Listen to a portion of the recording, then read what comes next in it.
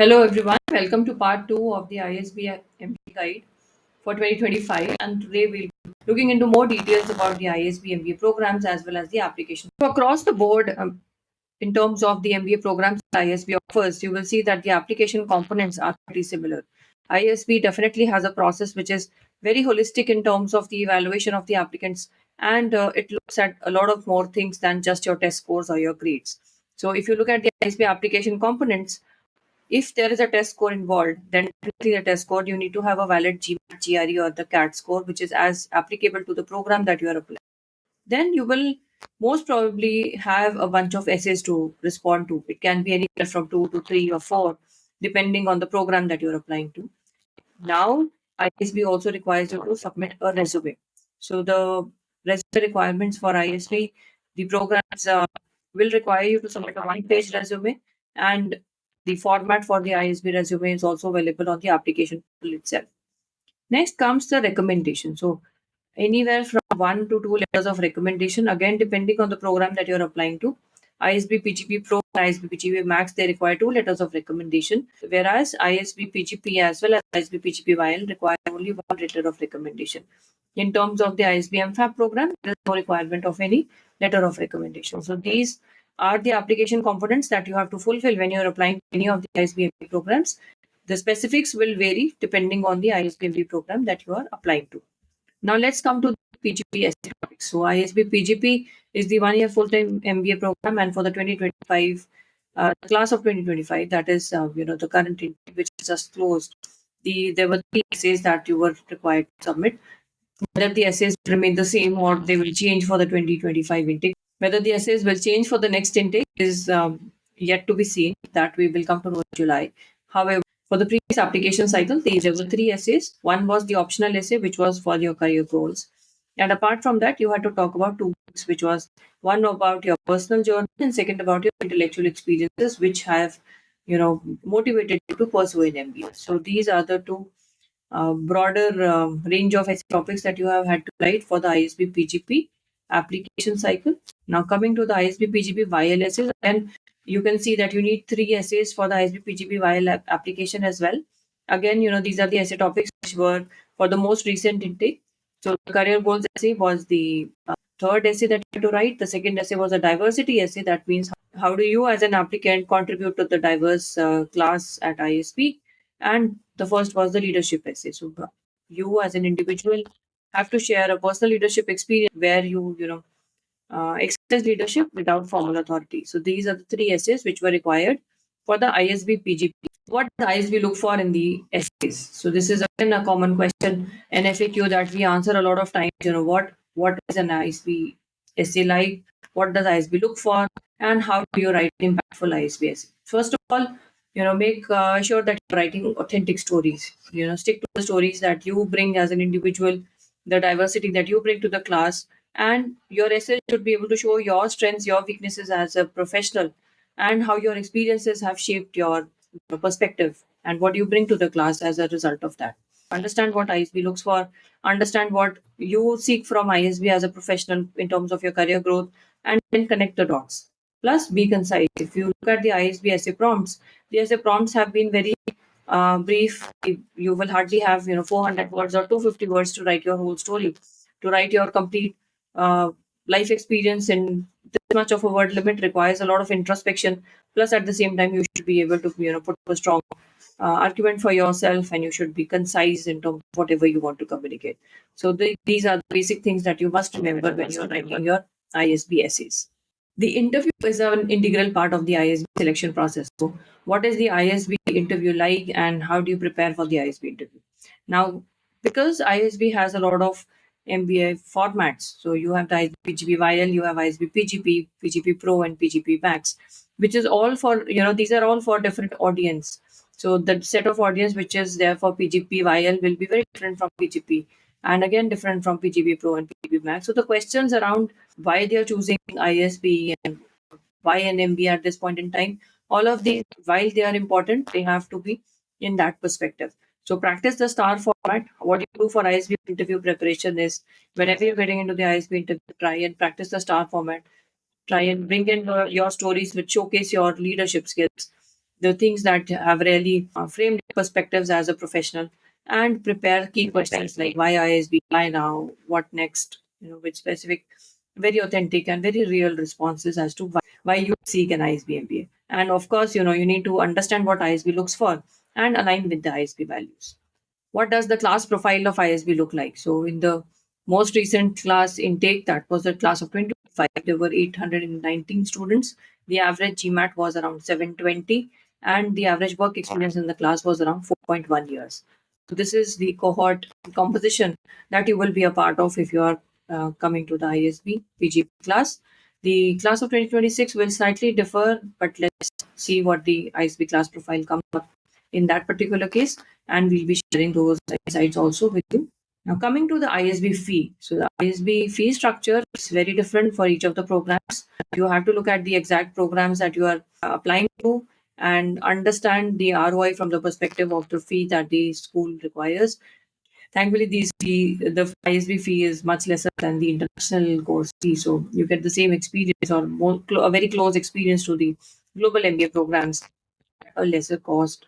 Although the ISB fee are actually higher than many other MBA programs in India, but now we can say that more or less the fee is very close to what other programs are also charging. So make sure that you're looking at the ROI also from the fee point of view, if that is an important criteria. And this now we'll also be discussing about the ISB scholarships. So it is not that you don't have any support system in place. You have ample loans and facilities for the scholarships as well. And there's a very specific application process for that too. So now coming to the ISB scholarships, everybody who's applying to the ISB PGP program or PGP Pro program will be considered for the scholarships. So these programs, they do offer a merit scholarship. Then there are need-based scholarships as well as diversity scholarships, special categories which you will find in your specific application. As soon as you have submitted your application, it will be considered for evaluation, and then you will also get the link for submitting the specific requirements for any of the scholarships that you are eligible for. Now, coming to the ISB merit scholarship. So, the merit scholarship can be anywhere from 50% to 100% of your tuition fee waiver. It can be lesser as well, depending on the credentials that you bring forward. But how do you actually get an ISB scholarship? You have to be very sure in terms of what is the value that you bring to the table and what is the preparation that you have put in. Along with your GMAT or your GRE scores for the ISB scholarship, your essays, your application, and interview, all of these are equally important. We have had people with a 700 GMAT also getting scholarships, as well as people with scores as in 695, 705 on the GMAT Focus Edition also getting scholarships.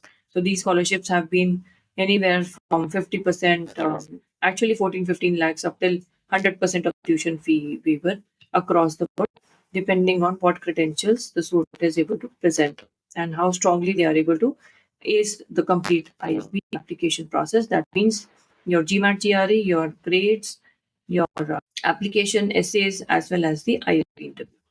Now, how to apply for the ISB scholarships? Well, so once you get the window that opens up in your ISB applications, once you have submitted your ISB applications, you will be able to select the scholarships. You will get that window in a few days from your submission. And then you need to check as to which scholarships you are eligible for. Again, for the merit scholarship, there is no separate application process, but these are for the need scholarships. So, whichever you qualify for at that point in time, you might have to write an essay or submit some additional documentation. Once you do that, you will be considered for the scholarship, and the decision will be communicated to you over the course of time. What have been the ISB placements like? Over the years, ISB placements top hiring sectors have been manufacturing, education, consulting, BFSI. So these have been every year, this ratio changes being part of the global economy and how the economic landscape is like. So you can assume that these are all the major sectors are hiring from ISB. And these are some statistics with respect to the placement highlights that ISB has to offer. Year on year, there has been a good hike in terms of the ISB placements, especially as reported by the FBA rankings. If you're looking at the ISB placements, make sure that you're looking at the exact placement reports and also placing yourself from where you're coming from. So there is a huge range of sectors which hire from ISB. There's a huge range of functions which are from ISB. And also, a lot of new age functions, a lot of new age sectors keep on coming in every year with the landscape of the industries and the economy changing so very quickly across the board, in India as well as globally. So be ready for surprises, but also be ready for acing the whole process in terms of what you bring to the table, building up the right skills while you are at ISB, choosing the right electives, and then getting forward to the next process, which is the ISB placement process. Another very frequently asked question is what is the difference between ISB Hyderabad versus ISB Mohali? That's not relevant. ISB Hyderabad and Mohali, they are the part of the same ecosystem, and we have students going to both the ISB Hyderabad as well as Mohali across the years. So apart from the construction of the or the location or the maybe the demographics of the city as such, which probably will not get time to see actually. So apart from that, the ecosystem within ISB is absolutely synchronous, and they have access to the same facilities, same faculties, the same quality of education, as well as the same placement opportunities. So there's no differentiation as such. So don't worry if you get ISB Hyderabad or ISB Mohali. As it is, you don't have a choice. When you're filling it up in the application, though there's a question which asks you whether you want to go to ISB Hyderabad or Mohali, but it is ISB who decides who goes to which campus and then optimizes, the cohort composition at each location. So ISB Hyderabad or ISB Mohali, you are a part of a great ecosystem, and that should not be a problem for you at all. So the global ranking performance for ISB has been very strong this year. ISB has really ranked high in terms of the Indian schools. It actually ranks the highest amongst the Indian schools in the FT ranking. Although there are around 6 or 7 schools now which are ranking in the FT MBA rankings from the Indian ecosystem itself, which is a great thing in itself. And apart from that, if you look at the specific rankings, again, when you're looking at the rankings and you're trying to benchmark whether the school is good for me or not, it is also important for you to understand what does the ranking really measure and what are the composition of the ranking systems. So QS will rank schools against some criteria, and the FT ranking will be, looking at the different criteria from the schools. So we'll be getting into the ranking systems in another presentation. However, whenever you are choosing a school or an MBA program with respect to the rankings, make sure that you are choosing it according to your personal checklist of the criteria which are important to you. Just don't go with the rank number one, rank number two. That probably won't be relevant in the long term. In the long term, it is important for you to get the right results, the right outcomes from your investment in it. So, guys, this is the second part of the ISB MBA guide that we have for you for 2025. We are trying to address, a lot of FAQs that we get daily with respect to the ISB MBA program, and we hope that this addresses a lot of questions for you. In case there are any other questions that you feel you would like us to address, though there are 2 or 3 more parts coming up in the next few weeks. If there are any questions that you have, please share them in the comments, and we'll be covering them exhaustively in the next presentations as well. So, in case you need a profile evaluation or need to understand, whether you are on the right track or want to discuss your career plans with us and see how you can plan for the MBA admissions or the ISB admissions itself, you can get in touch with us. Feel free to schedule a call with us at GOALisB, and do like and share this video. Subscribe to the channel for more updates from us.